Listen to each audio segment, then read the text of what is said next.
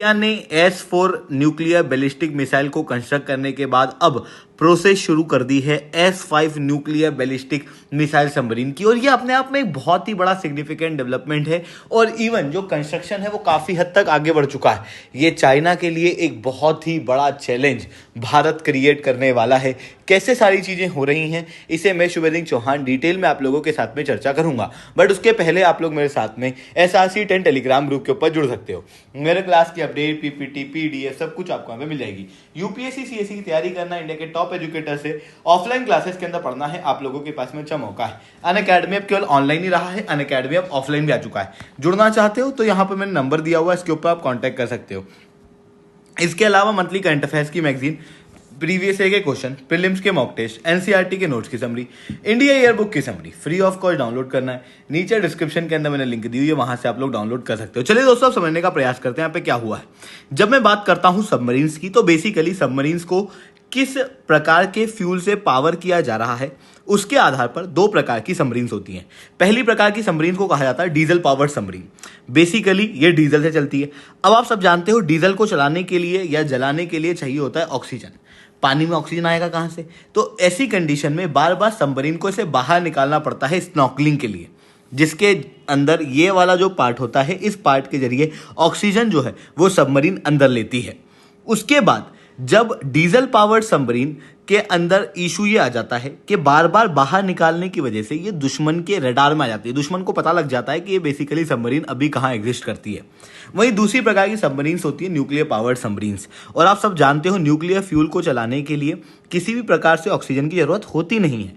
इस वजह से इस तरीके की सबमरीन सालों साल तक और महीनों तक समुद्र के अंदर रह सकती है। भारत के पास में न्यूक्लियर सबमरीन में एक तो न्यूक्लियर पावर अटैक सबमरीन्स हैं, जिसके अंदर आपको चक्र INS 1 और 2 देखने को मिलती हैं। ये जो सबमरीन्स होती हैं, इन सबमरीन के अंदर जो मिसाइल लगी होती है वो काफ़ी शॉर्ट रेंज होती है।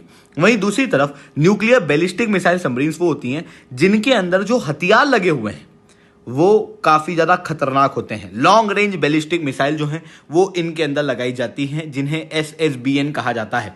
अब भारत के पास में nuclear power ballistic missile submarines अभी के समय पे अरिहंत क्लास है, जिसके अंदर INS अरिहंत, अरिगात और अरिधमान हम लोगों को देखने को मिलता है।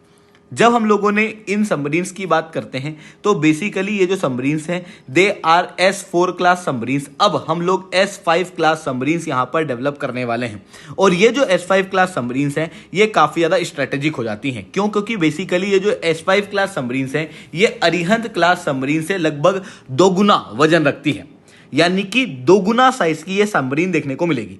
अब केवल साइज बढ़ाने से क्या हो जाएगा? बेसिकली जब भी सबमरीन की साइज बढ़ती है तो उससे क्या होगा, मिसाइल की स्पेस बढ़ेगी और मिसाइल की स्पेस बढ़ने से जो दुश्मन है उसके खिलाफ न्यूक्लियर डिटरेंस और ज्यादा स्ट्रांग होगा। साथ में क्रू मेंबर के लिए कंफर्ट ज्यादा होगा, साथ में रिएक्टर ज्यादा समय तक चलाया जा सकेगा। और ज्यादा समय तक रिएक्टर का चलना मतलब समुद्र के अंदर सबमरीन का ज्यादा समय तक रहना। साथ में नॉइज रिडक्शन वगैरह के अंदर भी ये चीज जो है वो काफी ज्यादा मदद करेगी। अब आप कहोगे कि बेसिकली अगर हम लोग S5 क्लास सबमरीन ले भी आते हैं तो ये भारत के लिए इतना क्यों सिग्निफिकेंट है, जिसके लिए हम लोग यहां चर्चा कर रहे हैं इसकी। तो बेसिकली जब हम लोग बात करते हैं न्यूक्लियर डिटरेंस की, तो भारत के पास में क्रेडिबल न्यूक्लियर डिटरेंस और साथ में सेकंड स्ट्राइक कैपेबिलिटी है। और हम लोगों की पॉलिसी सीधी है कि हम न्यूक्लियर वेपन को कभी भी फर्स्ट यूज नहीं करेंगे। We are believing in no first use policy. But अगर कोई देश भारत के ऊपर अटैक करता है तो उसके बाद हम जो रिटर्न में जवाब देंगे वो काफी ज्यादा खतरनाक और घातक होगा। और इसी चीज को हम कहते हैं कि इंडिया सेकंड स्ट्राइक कैपेबिलिटी आज के समय पे रखता है। अब होता क्या है कि जब मान लो ये है इंडिया और यहां पर आपको चाइना देखने को मिल रहा है, तो चाइना अगर इंडिया के ऊपर कभी भी न्यूक्लियर वेपन से अटैक करता है तो हो सकता है मेनलैंड के ऊपर रखी हुई जो मिसाइल्स हैं, जो न्यूक्लियर हथियार हैं, जो आर्सेनल्स हैं वो खत्म हो जाए। जैसे लैंड पे जो डिप्लॉयड हैं वो खत्म हो सकते हैं, इवन जो फाइटर जेट के अंदर डिप्लॉयड हैं वो खत्म हो सकते हैं। बट भारत की जो सबमरीन समुद्र के अंदर होंगी ये समुद्र के अंदर सबमरीन्स ऑब्वियसली इस समय पे नष्ट नहीं होंगी।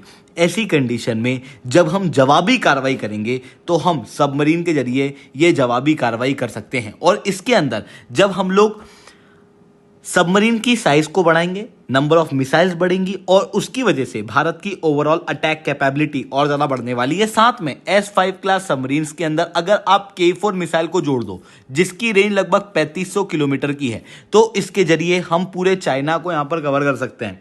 इतना ही नहीं दोस्तों, देखो अगर हम कहें कि हम किसी देश पे छिप के आक्रमण करना चाहते हैं तो उसके लिए भी सबमरीन्स काफ़ी ज़्यादा सक्सेसफुल हथियार देखने को मिलती है। बेसिकली अगर मैं चाइना की बात करूं तो भारत अगर लैंड से मान लो हम ब्रह्मोस से अटैक करते हैं या फिर हम एयरप्लेन, फाइटर जेट, राफेल वगैरह के जरिए अटैक करते हैं तो चाइना के पास में भी आज के समय पे S-400 सिस्टम है। चाइना हमारे अटैक के अनुसार S-400 को डिप्लॉय करेगा और हो सकता है वो उस हथियार से बच जाए।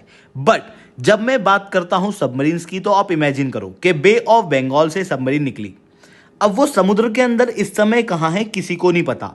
अचानक से ये सबमरीन बड़े शांत तरीके से ताइवान वाले इलाके में आई, चाइना के ऊपर K4 मिसाइल डिप्लॉय करके निकल गई। तो ऐसी कंडीशन में पूरा चाइना नष्ट करने की क्षमता हम लोग रख पाएंगे। इवन जब हम लोग S5 क्लास सबमरीन्स की बात करते हैं तो दे आर क्वाइट लार्ज। ऐसी कंडीशन में मल्टीपल K4 मिसाइल जो है वो इंडिया चाइना के अंदर डिप्लॉय कर सकता है।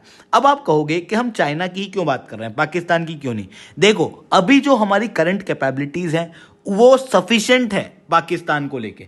अब हम लोग जो एडवांसमेंट कर रहे हैं वो कुछ इस तरीके के हैं कि हम चाइना को भी यहां पर कैटर कर सकें।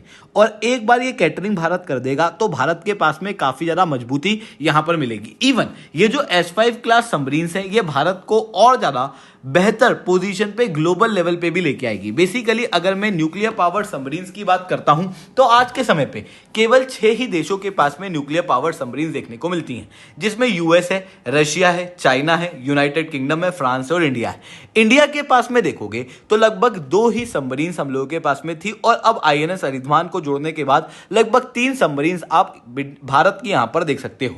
बट होता क्या है कि जो सबमरीन्स हैं उनको मेंटेनेंस काफी चाहिए होता है। ऐसी कंडीशन में एक सबमरीन समुद्र में रहती है तो 2 सबमरीन मेंटेन होती रहती है, या फिर 2 सबमरीन अगर समुद्र में रहती है तो एक मेंटेनेंस के ऊपर रहती है। अब इससे क्या होता है कि बेसिकली या तो हम बे ऑफ बंगाल या अरेबियन सी के कुछ इलाकों के ऊपर सबमरीन के जरिए पेट्रोलिंग कर सकते हैं।